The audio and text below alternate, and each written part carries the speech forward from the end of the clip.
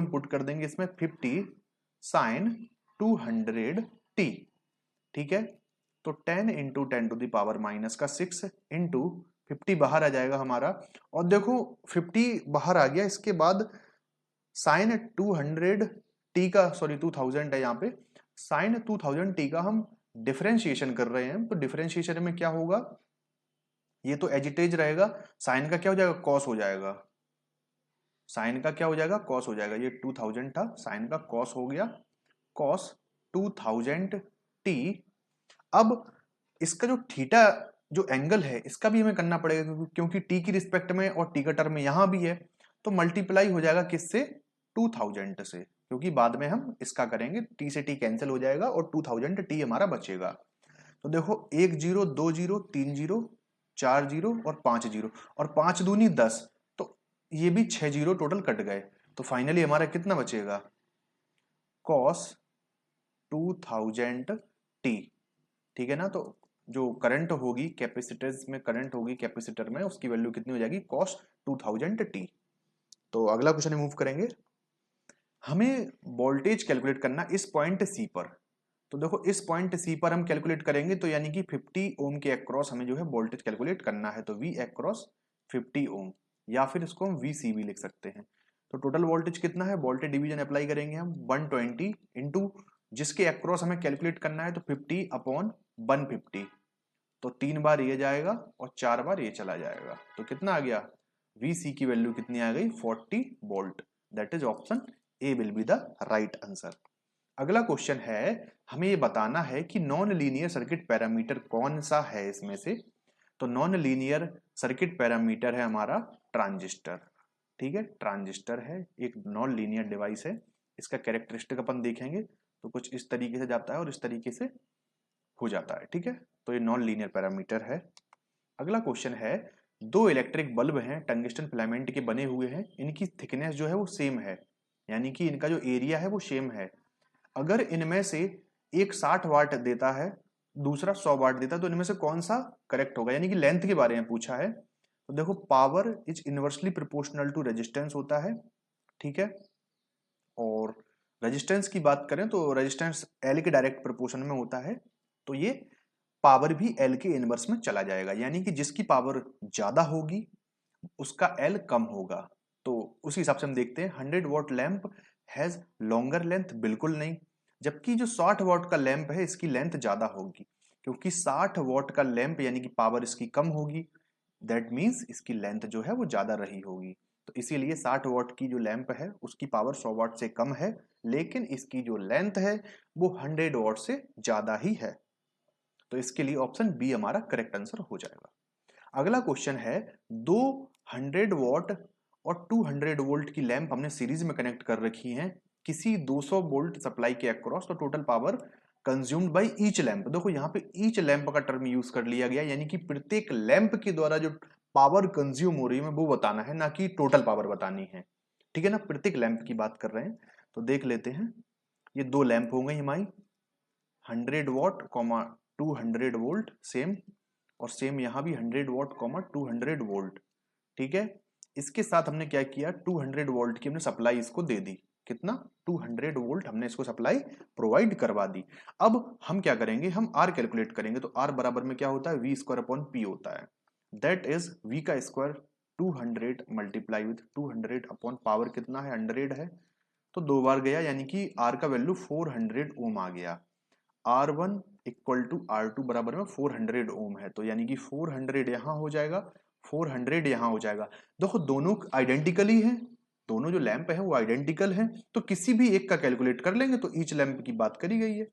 तो इस केस में हमें क्या करना है, प्रत्येक लैंप की पावर कैलकुलेट करनी है।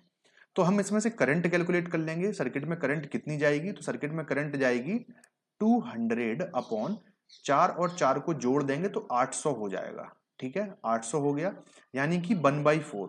करंट की वैल्यू कितनी है, 1/4 है, तो इसमें से जो करंट फ्लो कर रही है वो कितनी है, 1/4 एम्पियर, 1/4 एम्पियर की करंट इसमें से फ्लो कर रही है। अब किसी भी एक लैंप का हम पावर कैलकुलेट कर लेते हैं, दैट इज 1/4 यानी कि आई का स्क्वायर इनटू टोटल जो इंडिविजुअल रेजिस्टेंस है उसकी बात करेंगे हम यहाँ पे, तो कितना हो जाएगा, 400 अपॉन 16, तो 16 दूनी 32 और 16 पंचे 80, तो 25 वॉट आ गया इसका सही आंसर, है ना। तो 25 what, that is option D. यदि इसमें टोटल पावर पूछा होता तो 25 यहां कंज्यूम होता और 25 यहां कंज्यूम होता, ओवरऑल कितना हो जाता, 50 वॉट हो जाता, कितना हो जाता, 50 वॉट हो जाता, जब ईच लैंप टर्म यहां से हटा दिया जाए यदि, तो फिर क्या हो जाता, the total power consumed by lamp will be, इस तरीके से होता है ना। तो उसके से 50 वॉट हमारा सही आंसर होता। अगला क्वेश्चन है हमारा, the power factor of industrial load is generally, तो हमेशा इंडस्ट्रियल लोड का जो पावर फैक्टर होता है वो जनरली लैगिंग ही होता है, मैक्सिमम केस में लैगिंग ही हम लेते हैं। इसका रीजन ये है कि जितनी भी मोटर्स यूज करते हैं ना, जितनी मोटर्स हम यूज करते हैं सभी इंडक्शन मोटर होती हैं मैक्सिमम, क्योंकि इसका कंस्ट्रक्शन रग्ड होता है, यानी कि थोड़ी चलने में बढ़िया होती हैं, इनका मेंटेनेंस कम लगता है, ठीक है ना। तो इसलिए हम क्या करते हैं, इंडक्शन मोटर्स का यूज हम इंडस्ट्री पर्पस के लिए मैक्सिमम करते हैं। 90% मोटर है वो इंडक्शन टाइप की ही यूज होती हैं, ठीक है। अगला क्वेश्चन, हमें V का वैल्यू कैलकुलेट करना है, यानी कि जो इसके अक्रॉस वोल्टेज V है उसको हमें कैलकुलेट करके बताना है। तो सिमिलर वे में हम क्या करेंगे, VA पे हम नोडल लगाएंगे, एट नोड VA, तो नोडल एनालिसिस हम यूज करेंगे यहाँ पे। तो -3, क्योंकि ये इनकमिंग करंट है तो हम नेगेटिव ले रहे हैं इसको, प्लस VA अपॉन 1 हो जाएगा, इसके बाद प्लस VA प्लस 3 अपॉन 1 हो जाएगा, इक्वल टू 0 हो गया, ठीक है। तो इस केस में हम देखेंगे VA और VA कितना हो गया, 2VA हो गया, और 3 से ये 3 कैंसिल हो जाएगा, यानी कि 0 बचा यहाँ पे, तो VA का वैल्यू कितना आ गया, 0 आ गया। तो VA का वैल्यू यहाँ पे हमें कितना मिल गया, ये मिल गया हमें 0 वोल्ट। अगर VA यहाँ पे 0 है तो सिमिलर हम क्या करेंगे, हम इस पूरे के पूरे लूप में एक बार मूव कर जाएंगे। ये प्लस हो गया, ये माइनस हो गया, ये 0 वोल्ट हो गया, यानी कि माइनस का 0 ले लेंगे जिसका कोई रोल ही नहीं है, माइनस का 3 ले लेंगे हम, यहाँ पे पहला साइन हम पहले लेके चल रहे हैं, प्लस ये वोल्टेज में कैलकुलेट करना है तो इसका हमने V ले लिया। ठीक है, एज इट इज हम उसी प्लेस पे आ गए अपने जहां से हमने स्टार्ट किया था, तो इक्वल टू 0, तो V इक्वल टू कितना आ गया, 3 वोल्ट आ गया। तो इसका ऑप्शन सी हमारा सही आंसर हो जाएगा। जो वोल्टेज रहेगा यहाँ पर, इसका वैल्यू कितना रहेगा, 3 वोल्टेज रहेगा, है ना। अगला क्वेश्चन है, जो सर्किट शो है हमें, उसमें वोल्टेज V1 हमें कैलकुलेट करके बताना है कि V1 वोल्टेज क्या होगा, यानी कि इसके अक्रॉस हमें वोल्टेज को कैलकुलेट करना है। तो देखो, जिसके अक्रॉस हम वोल्टेज कैलकुलेट करना चाहते हैं उसको हम कभी भी कन्वर्जन में शामिल नहीं करते हैं, पहली चीज ये हमेशा याद रखना। तो इसको हम थोड़ा सा सिंप्लीफाई कर लेते हैं जिससे कि कैलकुलेशन हम इजिली कर पाए।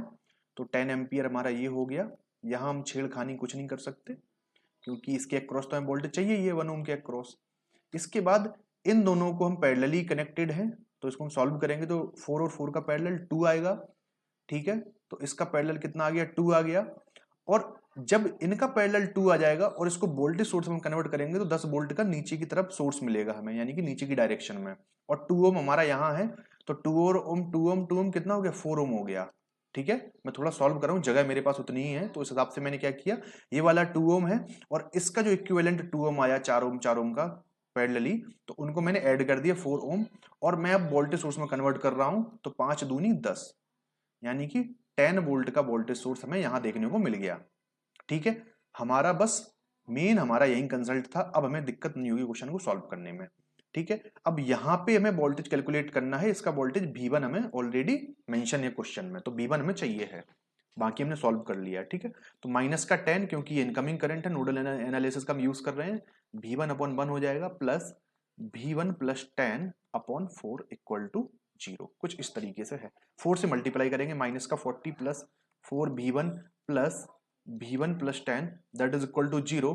तो V1 कितना हो जाएगा, 4V1 और V1 that is 5V1 equal to, minus का 40 है, प्लस का 10 है, तो माइनस का 30 यहां बचेगा, दूसरी साइड ले जाएंगे तो प्लस का 30 हो जाएगा, that is V1 equal to 5 छक्का 30, 6 वोल्ट आ जाएगा, है ना, 6 से गया ना, तो V1 का वैल्यू कितना आ गया, 6 वोल्ट आ गया। ऑप्शन सी राइट आंसर हो जाएगा। अगला क्वेश्चन है, हमें इफेक्टिव वैल्यू कैलकुलेट करनी है वोल्टेज की, जो कि कुछ इस तरीके से दी है। देखो, इफेक्टिव वैल्यू और आरएमएस वैल्यू एक ही चीज है। ठीक है ना, आरएमएस वैल्यू की बात कर रहा है इनडायरेक्टली वो, तो आरएमएस हम कैसे निकालेंगे, वी आरएमएस इसका स्क्वायर बराबर में 100 का स्क्वायर प्लस 25/√2 का स्क्वायर प्लस 10/√2 का स्क्वायर। देखो, रूट की जगह हमने यहाँ पे VRMS पे स्कोर कर दिया है, तो VRMS बराबर में कितना हो जाएगा, ये 10,000 ये हो गया, प्लस 625/2 प्लस यहाँ पे 100/2 हो जाएगा ओवर द रूट। ठीक है, तो देखो एक चीज देखो, यहाँ पे 625 को हम हाफ कर देंगे, यहाँ पे हम 100 को भी हाफ कर रहे हैं, है ना, लेकिन ये वैल्यू कितनी ज्यादा, 10,000 वैल्यू कितनी ज्यादा है यार। तो यानी कि यहां से हम ये चीज कैलकुलेट कर सकते हैं, इनको यदि हम नेग्लेक्ट कर दें, इनको हम नेग्लेक्ट कर दें, थोड़े समय के लिए हम 0 कंसीडर कर लें, तो इसकी वैल्यू 100 आएगी VRMS की, है ना। तो 100 से प्लस में समथिंग कुछ होगी, नियर बाई होगी, तो इसका सही आंसर जो हो जाएगा वो कितना हो जाएगा, 101 हो जाएगा, कुछ इस तरीके से। ठीक है ना, क्योंकि इनकी वैल्यू देखो, यहाँ पे 50 बचेगा, यहाँ पे 312.5 के आसपास कुछ आएगा, तो ये तो बहुत कम वैल्यू है। 10,000 की कंपेरिजन में देखें अगर हम, 10,000 कितना बड़ा टर्म है, और ये दोनों को ऐड करके देखें हम, तो ये कितना छोटा है। तो इसीलिए हमने क्या किया, 100 के आसपास की वैल्यू को ही हम टिक कर लेंगे, थोड़ा सा अप्रोक्सीमेशन हमने यहाँ पे यूज किया है। अगला क्वेश्चन है, एक वोल्टेज V है और एक करंट I है किसी भी डिवाइस में, तो V का वैल्यू कितना है, 100 साइन 377t, और I का वैल्यू कितना है, 10 साइन लाइक दिस, एंगल कितना है, 30 है। तो power indicated by the watt meter, तो वॉट मीटर हमेशा एवरेज पावर को शो करता है, वॉट मीटर हमेशा क्या करता है, एवरेज पावर को शो करता है, it shows about the average power. तो हमें एवरेज पावर निकालनी है, तो power average IRMS VRMS cos theta हो जाता है इसका, है ना। तो IRMS की वैल्यू कितनी है, 10 है, RMS के लिए √2 से डिवाइड करेंगे, और VRMS का वैल्यू 100 है, इसको भी √2 से डिवाइड करेंगे, और cos थीटा का वैल्यू कितना, 30 डिग्री है। तो देखो, √2 से √2 मल्टीप्लाई हो तो 2 बचेगा फाइनली, है ना, 2 ये बचा, 1000 2 पर हो गया, 1000/2 करेंगे तो 500 आ जाएगा, तो 500 इंटू कॉस 30 की वैल्यू 1/√2 हो जाएगी। तो 500 इंटू 0.707 है ना, इसको हम गुणा कर लेंगे इसको हम यहाँ से, तो 500 इंटू 0.07, तो 5 7 35 और 5 7 35 इस तरीके से आएगा। और डबल जीरो ये हो गया। आपके माइंड में क्वेश्चन आ रहा हो टेम्परेचर डिपेंड कैसे करता है, तो आपने पढ़ा होगा R1 बराबर में R0 1 plus alpha not change in temperature. तो ये टेम्परेचर पे डिपेंड कर रहा है कि नहीं कर रहा है? बिल्कुल कर रहा है, क्योंकि रेजिस्टेंस, नया रेजिस्टेंस पिछले वाले के टेम्परेचर पे कुछ ना कुछ इफेक्ट डाल रहा है, तभी नया रेजिस्टेंस चेंज होकर मिल रहा है हमें। ठीक है, तो टेम्परेचर पे तो ये डिपेंड करता है, ठीक है, लेकिन प्रेशर पे कभी डिपेंड नहीं करता। प्रेशर वाला टर्म आपको कभी नहीं मिलेगा देखने के लिए, ठीक है नहीं। और R बराबर में rho into L upon A, ये है टर्म यहाँ पे। तो लेंथ पे डिपेंड कर रहा है, और ए यानी एरिया पे डिपेंड कर रहा है, और रेजिस्टिविटी यानी कि मटेरियल पे डिपेंड कर रहा है, ठीक है नहीं। तो इस केस में जो है हमारा ऑप्शन डी हमारा सही आंसर हो जाएगा। अगला क्वेश्चन है, किसी भी सीरीज कॉम्बिनेशन में रेजिस्टेंस के the current through each resistance is. तो सीरीज कॉम्बिनेशन में हमेशा जो करंट होती है वो प्रत्येक रेजिस्टेंस में से सेम ही फ्लो करती है। ऐसा कभी नहीं होगा कि किसी में ज्यादा करंट हो, किसी में कम करंट हो। वो पैरेलल के केस में हो सकता है, लेकिन सीरीज के केस में हमेशा करंट सेम ही रहती है। पैरेलल केस में वोल्टेज हमेशा सेम रहता है। अगला क्वेश्चन है, हमें कंडक्टेंस को कैलकुलेट करना है मुंह में किसी भी कंडक्टर के लिए, जिसमें करंट की वैल्यू कितनी है, 2 एम्पियर है, और पोटेंशियल डिफरेंस कितना है, 40 वोल्ट है। तो हमें कंडक्टेंस कैलकुलेट करना है। तो कंडक्टेंस G बराबर में क्या होता है, I अपॉन V होता है। जस्ट हमने रिवर्स कर दिया रेजिस्टेंस से, तो I कितना है, 2 है, और ये 40 हो जाएगा, ठीक है। तो इसको हम सॉल्व करेंगे जब, तो 0.05 आएगा, 4 पंचे 20 है ना, तो 0.05 हमारा ऑप्शन बी हमारा सही आंसर हो जाएगा। अगला क्वेश्चन है, इनमें से कौन सा इक्विवेलेंट कैपेसिटेंस है यदि 3 कैपेसिटर को हम कनेक्ट कर रहे हैं सीरीज में। तो सी इक्विवेलेंट सीरीज के केस में क्या हो जाएगा, 3 कैपेसिटेंस के लिए, तो C/3 हो जाएगा। That is option B, C/3। अगला क्वेश्चन है, हमें डिटरमाइन करना है रेजिस्टेंस को ओम में यदि 14 मीटर लॉन्ग सर्कुलर वायर जिसकी डायामीटर और कंडक्टिविटी कितनी है, डायामीटर ये रही, डायामीटर ये है, और इसकी जो कंडक्टिविटी है वो 12 है, ठीक है ना, 12 मोह पर मीटर है। तो इसकी हमें रेजिस्टेंस कैलकुलेट करनी है। तो R बराबर में क्या होता है, 1 upon conductivity into L upon A, ये इसका फॉर्मूला है। तो कुछ नहीं किया, रेजिस्टिविटी को हमने कंडक्टिविटी के टर्म में लिख दिया, ठीक है। तो अब हम देखते हैं इसको, तो 1/12 कंडक्टिविटी हो गई इंटू लेंथ कितनी है, लेंथ हमें गिवन है ऑलरेडी 14, और एरिया हमें कैलकुलेट करना है। तो इसका जो डायामीटर है वो 0.6 है, तो इसका जो रेडियस है वो कितना हो जाएगा, 0.3 का स्क्वायर हो जाएगा यहाँ पे, है ना, πr²। तो यहाँ पे ये हमारा एरिया हो गया। तो यहाँ पे 7 बचेगा, यहाँ पे 6 बचेगा, तो 7/6 पाई इंटू 0.09। जब हम इसको सॉल्व करेंगे तो हमारा जो आंसर आएगा वो 4 पॉइंट समथिंग के आसपास आएगा। तो इसका जो ऑप्शन डी है वो सही आंसर हमारा हो जाएगा, ठीक है। पाई की वैल्यू 1/पाई आप रख लेना पुट, तो 0.318 आ जाएगा, इंटू 7 हो जाएगा, अपॉन 6 इंटू 0.09 हो जाएगा। इस तरीके से आप कर सकते हैं, इसको फर्दर आगे सॉल्व कर सकते हैं, तो 4 पॉइंट समथिंग हमें देखने को मिलेगा। अगला क्वेश्चन है, हमें बताना है कि इनमें से जो कलर कोडिंग गिवन है 50 ±2% के लिए कौन सी कलर कोडिंग सही होगी, ठीक है। तो हम लिखते हैं ब्लैक, टेबल बना लेते हैं, black, brown, red, orange, green, blue, wallet, grey और वाइट। ये 9 कलर हो गए होंगे, है ना। तो ये 0 है, ये 1 है, ये 2 है, ये 3 है, ये 4 है, ये 5 है, ये 6 है, 7 है, 8 है, ठीक है ना, 0 मिला के 9 हो गए ये। तो देखो 50 है यानी कि 5 है, 5 अंक ये है, ब्लू है। एक सेकंड, यहाँ पे थोड़ी मिस्टेक हो गई है, यहाँ पे ऑरेंज के बाद येलो आता है ना, येलो। तो यहाँ पे ऑरेंज के बाद येलो होगा इस तरीके से। बीबी रॉय, ग्रेट ब्रिटेन ऐसे करके होता है ये। तो ये 4 येलो का होगा, 5 यहाँ होगा, यानी कि ग्रीन आ जाएगा, है ना। तो ग्रीन, तो 5 के लिए 6 यहाँ हो जाएगा, ऐसे करके 7 यहाँ हो जाएगा, मतलब एक अंक बढ़ जाएगा। अब है, ठीक है, अब 9 तक आ गए हम। तो सबसे पहले ग्रीन है 5वें नंबर पे, यानी कि ये 5 है तो ग्रीन हो गया, तो ग्रीन यहाँ है, ग्रीन यहाँ है और ग्रीन यहाँ है। अब 0 है तो 0 के लिए तो ब्लैक ही आएगा, तो ब्लैक ये आ गया, यानी कि ये बचा, ये बचा, ये भी चल रहा है यहाँ भी, ठीक है ना। इसके लिए ये ब्लैक ब्लैक ब्लैक। इसके बाद हमारा मल्टीप्लाइंग फैक्टर 10⁻0 जाएगा, है ना। 50 इंटू 10⁻0, इसको ऐसे लिखेंगे हम, तो 10⁻0 के लिए ब्लैक फिर से आ जाएगा। तो ब्लैक ये रहा और ब्लैक ये रहा, ठीक है ना। लेकिन जो ±2% है ना, ये रेड के केस में टॉलरेंस वैल्यू है। ±2% कहाँ है, रेड के केस में है।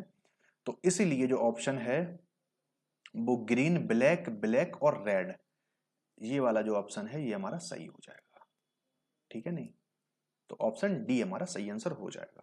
तो देखो टॉलरेंस वैल्यू की अगर हम बात करें, क्वेश्चन बहुत पूछा जाता है टॉलरेंस वैल्यू के लिए। तो ±5% ये गोल्ड के लिए है, ±10% ये सिल्वर के लिए है, ठीक है, और ±20% ये नो कलर के लिए है, नो कलर के लिए है, और ±2% ये रेड कलर के लिए है, ये रेड कलर के लिए है, ठीक है, जो कि हमारे क्वेश्चन में पूछा गया था। अगला क्वेश्चन है, जो इंसुलेशन रेजिस्टेंस होती है उसको किस में एक्सप्रेस करते हैं हम हमेशा, तो हमेशा ये मेगा ओम के क्रम में इसको हम लेते हैं, हमेशा मेगा ओम में लेते हैं। अगला क्वेश्चन है, हमें करंट की वैल्यू बतानी है जो कि 4 वोल्ट की बैटरी ड्रॉ कर रही है।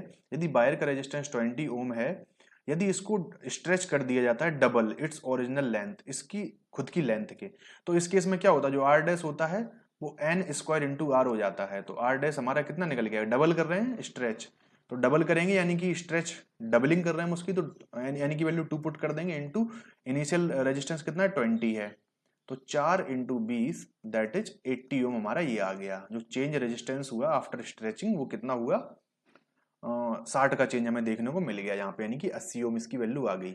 तो इसके बाद हमने क्या किया, इसको दो इक्वल पार्ट में डिवाइड कर लिया इसको, तो 40 और 40 दो इक्वल पार्ट में इसको हमने डिवाइड कर लिया। इसके बाद हमने क्या किया, इन इक्वल पार्ट को डिवाइड करने के बाद हमने इनको पैरेलल में कनेक्ट कर दिया, यानी कि सिंपल सी बात ये, 40 ओम का ये हो गया और 40 ओम का हमारा ये हो गया, इन दोनों को पैरेलली कनेक्ट कर रखा है, और बैटरी सोर्स से हमने इसको सप्लाई दे रखी है। बैटरी सोर्स की वैल्यू कितनी है, 4 वोल्ट की है, ठीक है। तो इसमें ये पूछा गया है हमें कि टोटल करंट इसमें से कितनी फ्लो करेगी, यानी कि सोर्स से करंट कितनी जाएगी। तो ये इसका इक्विवेलेंट हम कैलकुलेट करेंगे तो कितना 20 ओम आ जाएगा कि नहीं आ जाएगा। तो टोटल करंट कितनी होगी, आई टोटल दैट इज 4/20, 4/20। तो जब हम इसको सॉल्व करेंगे तो कितना आंसर हमारा निकल के आएगा,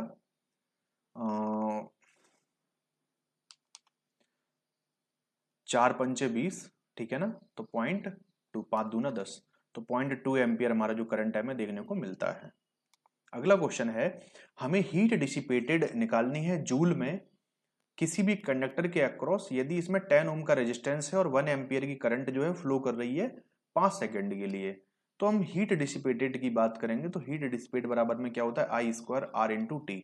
तो आई का वैल्यू हमारे पास कितना है, आई का वैल्यू 1 एम्पियर है, तो 1 का स्क्वायर हो जाएगा। आर की बात करें 10 ओम है, और टाइम की बात करें तो 5 सेकंड का टाइम है ना। तो ये जूल में कैलकुलेट करना है, तो बिल्कुल जूल में ही है क्योंकि बेसिक यूनिट हम लेके चल रहे हैं। तो 50 जूल हमारा जो है राइट आंसर आ जाएगा। जूल को हम वॉट सेकंड भी लिख सकते हैं, वॉट सेकंड। तो 50 जूल या वॉट सेकंड हमारा आंसर हो गया।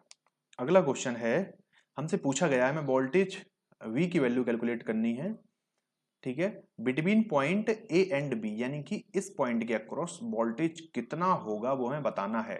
तो देखो इसके अक्रॉस अगर हमें वोल्टेज निकालना है तो कुछ नहीं करना है, हमें सिंपली इसमें से जो रेजिस्टेंस है पूरी सर्किट की वो हम कैलकुलेट कर लेंगे, तो करंट से मल्टीप्लाई करने के बाद V equal to I R का हम यूज करके निकाल सकते हैं। तो R इक्विवेलेंट हमें इसमें निकालना पड़ेगा। तो देखो 2 और 2 ये 4 हो गया, और 2 और 2 ये 4 हैं, और ये दोनों पैरेलली कनेक्टेड हैं, तो 4 और 4 का पैरेलल हो गया, 4 और 4 का पैरेलल हो गया, और प्लस 2 ये सीरीज में हो जाएगा हमारा, तो प्लस 2 हो गया।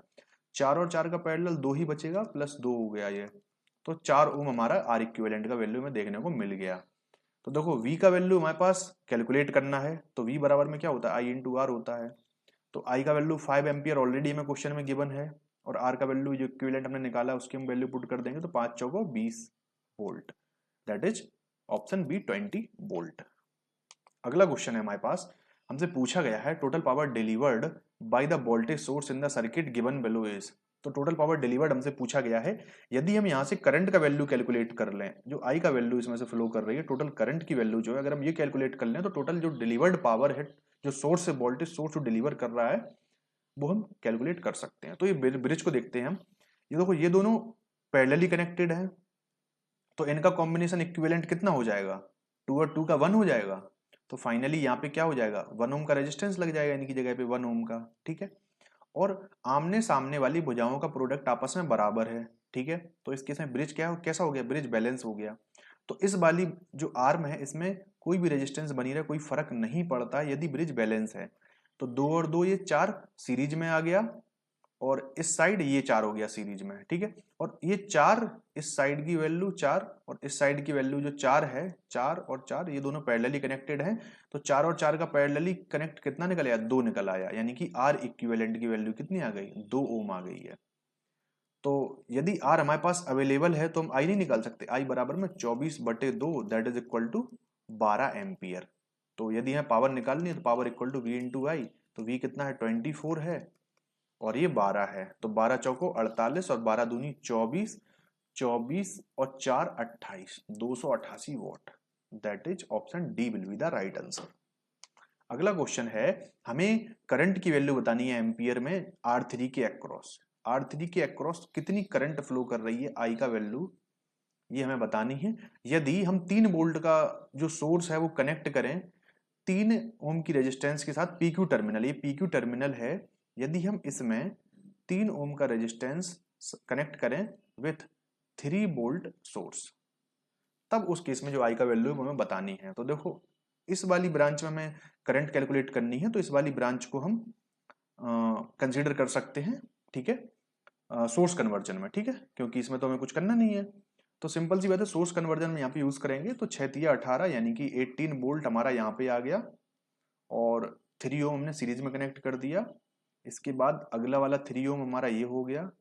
ठीक है, देन इसके बाद ये जो मेन ब्रांच है जिसमें करंट कैलकुलेट करनी है 3 ओम की, ये हो गई हमारी। ठीक है, इसके बाद एक 3 ओम का रेजिस्टेंस हमारा ये हो गया, और 3 वोल्ट हमारा ये हो गया,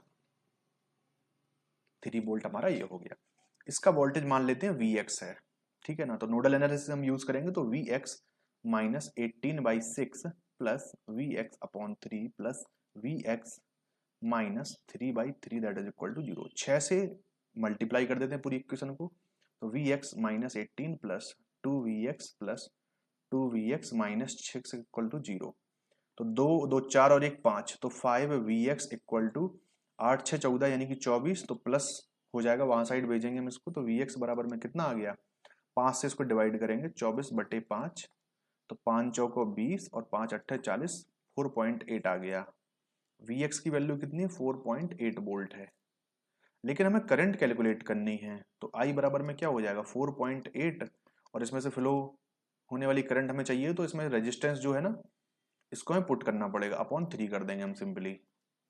16 3 48, तो 1.6 आ जाएगा। ठीक है ना, तो option B that is 1.6 ampere.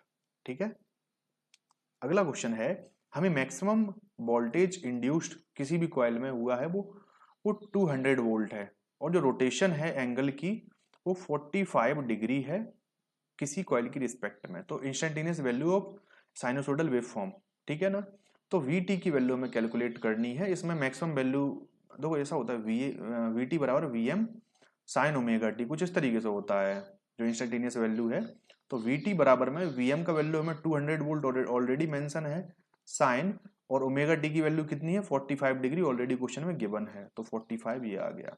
तो ऑप्शन हमारा ए जो है वो राइट आंसर हो जाएगा, 200 साइन 45 डिग्री।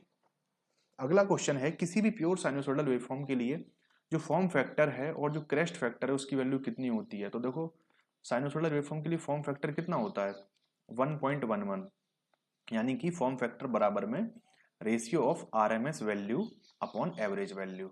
आरएमएस वैल्यू कितनी होती है, आरएमएस वैल्यू होती है दैट इज देखो एवरेज 0.636, आरएमएस 0.707।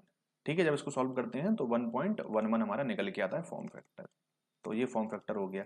यदि हम पीक फैक्टर की बात करें, पीक फैक्टर की बात करें यदि हम, तो peak value upon RMS value होती है, कुछ इस तरीके से होता है। तो पीक वैल्यू वीएम हो गई, RMS value VM upon root 2 हो गया, वीएम से वीएम कैंसिल हो जाता है, तो जो पीक फैक्टर है, जो पीक फैक्टर है दैट इज रूट 2। रूट 2 की वैल्यू 1.414 हमारा होता है, that is option B 1.11 that is form factor, और 1.414 दैट इज क्रेस्ट फैक्टर या पीक फैक्टर ये बोल सकते हैं हम इसको।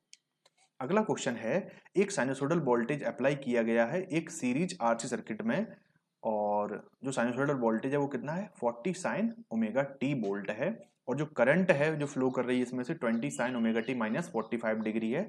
तो एवरेज पावर बतानी है, ठीक है ना, हमें क्या करना है, एवरेज पावर बतानी है। तो average power that is I R M S into V R M S into cos theta, ठीक है। तो आर एम एस निकालना है, आई आर एम एस कितना है भैया यहाँ पे, तो 20/√2 ये हो जाएगा, और बी आर एम एस कितना है 40/√2। देखो क्योंकि मैक्सिमम वैल्यू है, ये मैक्सिमम वैल्यू है जो मैग्नीट्यूड के फॉर्म में दिख रही है, मैक्सिमम वैल्यू है, और मैक्सिमम वैल्यू का √2 से हम डिवाइड कर देंगे तो आरएमएस वैल्यू में ऑटोमेटिकली कन्वर्ट हो जाएगी, और cos 45 यहाँ पे हमें देखने को मिल जाएगा। तो यहाँ से 40 दूनी 80, ठीक है ना, यानी कि 800 ऊपर हो गया, √2 हो गया, 800 को 2 से डिवाइड करेंगे हम, तो फाइनली 400 बचेगा। और cos 45 की अगर बात करें तो 1/√2 इसकी वैल्यू हो जाएगी, यानी कि 400 इंटू 0.707 है ना। तो 4 सतह 28 और 4 सतह 28 और डबल जीरो का डबल जीरो, 3 अंक के बाद दशमलव, यानी कि 282 पॉइंट समथिंग है, 282.8 है ना लगभग। तो ये आ गया ऑप्शन ए, आंसर हो गया हमारा। अगला क्वेश्चन है, किसी भी अच्छा कंडक्टिविटी पूछी है एल्यूमिनियम की कंपेयर टू कॉपर। तो एल्यूमिनियम की जो कंडक्टिविटी होती है एल्यूमिनियम की that is 0.6 times of conductivity of copper. ये चीज हमेशा मतलब याद रखना।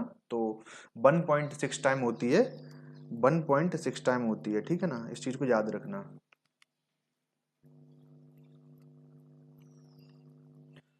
यदि कंडक्टिविटी ऑफ कॉपर पूछी जाए तो it is 1.167 times of aluminium, कुछ इस तरीके से।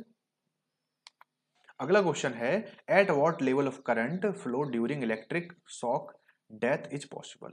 यानी कि किस लेवल की करंट जो है इलेक्ट्रिक शॉक के द्वारा डेथ के लिए मतलब कारण हो सकती है। तो इसका आंसर होगा ऑप्शन 50 टू 100 मिली एम्पियर, ये डेथ के लिए रिस्पॉन्सिबल हो सकती है। देखो नॉर्मली 9 मिली एम्पियर का जो करंट है उससे अबव यानी कि उससे ऊपर की करंट हम फील करना स्टार्ट कर देते हैं, फील करना स्टार्ट कर देते हैं। 9 मिली एम्पियर या उससे ऊपर की करंट फील हमें होना स्टार्ट हो जाती है। लेकिन 50 से लेके जो 100 मिली एम्पियर की जो करंट होती है थोड़ी ये सीवियर होती है, यानी कि ये डेथ के लिए कॉज भी कर सकती है ना। अगला क्वेश्चन है, ड्राई कंडीशन में ह्यूमन का जो बॉडी रेजिस्टेंस है वो कितना होता है। तो देखो एक बात हमेशा याद रखना, यदि हम वेट कंडीशन की बात करें, ह्यूमन रेजिस्टेंस की वेट कंडीशन की बात करें, तो 1000 ओम या फिर इसको 1 किलो ओम कर देते हैं, ठीक है। तो वेट कंडीशन के केस में ये है। लेकिन यदि ड्राई कंडीशन की बात आती है तो ड्राई कंडीशन के केस में दो ही केस हमें देखने को मिलते हैं, एक तो 100 किलो ओम देखने को मिलता है या फिर 1 मेगा ओम देखने को मिलता है, ठीक है। दोनों में से एक ही ऑप्शन मिलेगा आपको।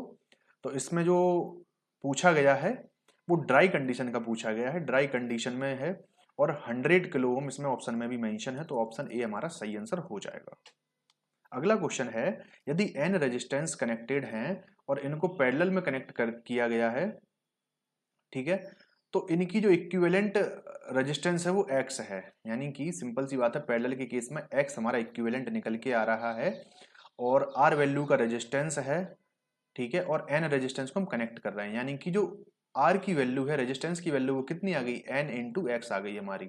जो r की वैल्यू है n इंटू एक्स हमारी निकल के आ गई। अब ये बोल रहा है कि टोटल रेजिस्टेंस कितनी होगी यदि n रेजिस्टेंस को सीरीज में कनेक्ट कर दी जाए, यानी कि इन्हीं रेजिस्टेंस को सीरीज में कनेक्ट कर दी जाए।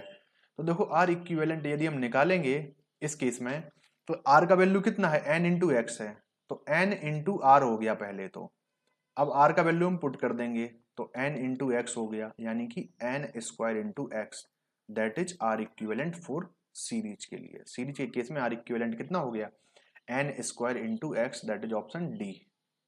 अगला क्वेश्चन है what is the conductivity of a 2 ohm circular wire. ठीक है, कंडक्टिविटी हमें निकालनी है इसकी। तो देखो रेजिस्टिविटी बराबर में क्या होता है, आर ए अपॉन एल। यदि कंडक्टिविटी की हम बात करेंगे that is L upon R A. ठीक है, तो इस तरीके से हम निकालेंगे इसको। तो इसमें लेंथ हमें गिवन है, डायामीटर हमें गिवन है और रेजिस्टेंस की वैल्यू हमें गिवन है। ठीक है, नहीं कंडक्टिविटी में चाहिए है।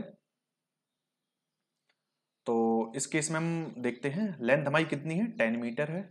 तो 10 हमारा ये हो गया, आर का वैल्यू 2 है और एरिया हमारे पास कितना है, डायामीटर हमारे पास गिवन है 0.8, तो इसका रेडियस कितना हो जाएगा 0.4 हो जाएगा। तो 0.4 का स्क्वायर इंटू पाई, है ना, यानी कि पाई आर स्क्वायर होता ही है। तो 5 अपॉन 0.16 इंटू पाई। ठीक है ना, तो 5 अपॉन 0.16 पाई, तो इसका वैल्यू आ जाएगा 10 के आसपास आएगा, यानी कि 9.94 के आसपास होगा, यानी कि 10 आ जाएगा इसका आंसर, ऑप्शन ए। अगला क्वेश्चन है अर्ग is a unit of measurement for. तो अर्ग एनर्जी की यूनिट है ना। 1 जूल इक्वल टू कितना होता है, 10⁻7 अर्ग होता है। जूल की बात करें तो जूल एसआई यूनिट है, सिस्टम ऑफ इंटरनेशनल है, और ये सीजीएस यूनिट है। ठीक है ना, सेंटीमीटर ग्राम सेकेंड में है। तो थोड़ा सा फर्क है। अगर पूछा जाए हमसे कि जो इक्विवेलेंट इंडक्टेंस है पॉइंट ए और बी के बीच में वो कितना होगा, तो देखो ये दोनों ऐड हो जाएंगे। तो 1 हेनरी 1 हेनरी 1 हेनरी 3 हेनरी ये हो गया, और 2 हेनरी ये हो गया, यानी कि 3 हेनरी और 2 हेनरी ये हो गया नीचे का, और 1 एजिटेज है ही। तो 3 Henry parallel with 2 Henry plus ये वाला 1 और ये वाला 1, इनको जोड़ देंगे तो 2 हेनरी ये हो गया। अब इसको सॉल्व करेंगे हम एल इक्विवेलेंट कैलकुलेट करने के लिए। 3 दूनी 6 और 3 2 5 प्लस 2, 5 दूनी 10 16/5, 16/5, 5 3 15, 5 दूनी 10, 3.2 हेनरी। कितना आ गया, ऑप्शन सी 3.2 हेनरी। अगला क्वेश्चन है हमारे पास, हमसे पूछा गया है इनमें से कौन सी क्वांटिटी है जो हमेशा सेम रहती है। When a layer of Teflon is inserted between the plates of charge parallel plate capacitor, यानी कि कोई चार्ज ऑलरेडी चार्ज कंडीशन है, पैरेलल प्लेट कैपेसिटर है, उसमें हमने क्या किया है, उसमें हमने टेफ्लॉन की लेयर को इंसर्ट कर दिया है किन्हीं भी प्लेटों के मध्य में। तो उस केस में जो चार्ज है, मतलब कौन सी चीज है वो कांस्टेंट रहती है, हमेशा सेम रहती है। तो इसका आंसर हो जाएगा चार्ज, ऑप्शन बी। चार्ज कभी मीडियम पे डिपेंड नहीं करता है, तो लिख लो charge is independent of medium, independent of medium. जबकि कैपेसिटेंस है ये डिपेंड करेगा मीडियम पे, ठीक है ना, और पोटेंशियल भी मीडियम पे डिपेंड करता है।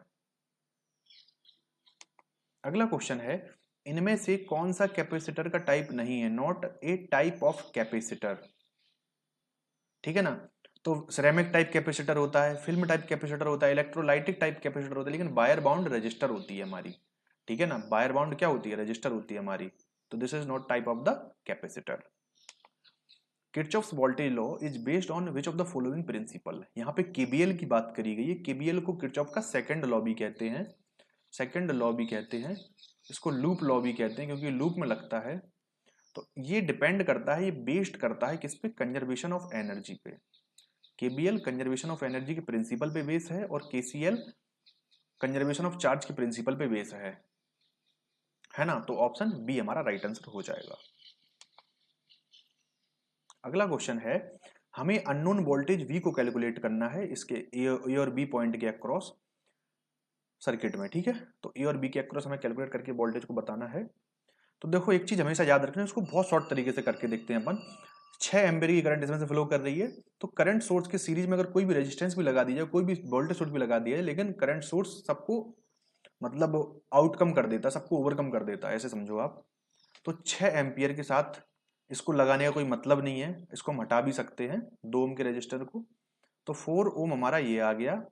कुछ नया तरीके से करते हैं अपन इसको, ठीक है ना, बाकी और भी तरीके से आप कर सकते हैं। 6 ओम हमारा एजिटेज यही है और 10 ओम हमारा यही है, 10 ओम हमारा यही है, इसी के अक्रॉस हमको चाहिए है वोल्टेज, इसी के अक्रॉस। अब देखो ये दोनों पैरेलली कनेक्टेड है, उसको वोल्टेज सोर्स में कन्वर्ट कर सकते हैं हम। तो 6 चौको 24, 24 ये आ गया, 4 ओम ये आ गया, 6 ओम ये आ गया, और 10 ओम हमारा ये आ गया, और 10 ओम के अक्रॉस ही हमको वोल्टेज चाहिए है। तो वोल्टेज डिवीजन लगा सकते हैं हम यहाँ पे, तो 24 इंटू 10 अपॉन 10 6 16 4 20, 20, ये 2 बार गया, ये 12 बार चला गया यहाँ पे, 12 बार। तो सी की वैल्यू कितनी आ गई, 12 वोल्ट आ गई है, यानी कि इसके अक्रॉस जो वोल्टेज है वो कितना है, 12 वोल्ट है। अगला क्वेश्चन है, हमें पावर डिसिपेटेड बताना है वॉट में 25 ओम रजिस्टर के अक्रॉस, यानी कि ये जो रजिस्टर लगाया है इसके अक्रॉस कितना पावर डिसिपेटेड होगा। तो एक चीज देखो, 5 एम्पियर और 10 ओम, और 5 ओम और 10 एम्पियर, यानी कि इन दोनों का प्रोडक्ट करेंगे तो देखो इन दोनों को जब हम वोल्टेज सोर्स में कन्वर्ट करेंगे तो यहाँ पे जो V की वैल्यू निकल के आएगी वो कितनी आएगी, 50 वोल्ट आएगी। यहाँ पर भी सेम केस है, 50 वोल्ट ये आएगी, और डायरेक्शन कैसी रहेगी, अपोजिट ही रहेगी एक दूसरे से। देखो इस कुछ इस तरीके से इन दोनों को हम कन्वर्ट करेंगे तो 50 वोल्ट ये आ गया, 10 ओम हमारा ये जुड़ जाएगा, 25 हमारा ये जुड़ जाएगा, और 5 ओम हमारा ये जुड़ जाएगा, और 50 वोल्ट यहाँ भी आ जाएगा। तो इसमें पोटेंशियल डिफरेंस ही नहीं होगा जब, पोटेंशियल का डिफरेंस ही नहीं होगा जब, पोटेंशियल का डिफरेंस नहीं होगा जब, तो फिर कैसे काम चलेगा, कैसे काम चलेगा, करंट ही फ्लो नहीं कर पाएगी इसमें, तो पावर डिसिपेटेड कितना हो जाएगा, 0 हो जाएगा। तो ऑप्शन ए हमारा सही आंसर हो जाएगा।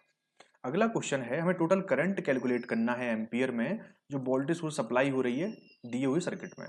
तो देखो 3 और 3 पैरेलल में 1.5 है, 1.5 हो गया इसका, लेकिन यहाँ देखेंगे ब्रिज बैलेंस कंडीशन में है तो ये बीच वाली ब्रांच का कोई मतलब ही नहीं निकलता, तो इसको अपन ओपन सर्किट कंसीडर कर लेते हैं क्योंकि इसमें करंट का फ्लो 0 हो जाता है। तो 3 और 3 सीरीज में जुड़ जाएगा तो 6 हो जाएगा, 3 और 3 सीरीज में 6 हो गया, पैरेलल विथ ये वाले 3 और 3 जुड़ेंगे तो 6 हो जाएगा, तो 3 बचेगा फाइनली, ठीक है ना। तो 15/3 कर देंगे हम, तो करंट की वैल्यू कितनी आ जाएगी, 5 एम्पियर आ जाएगी। 3×5 = 15, that is option C 5 ampere.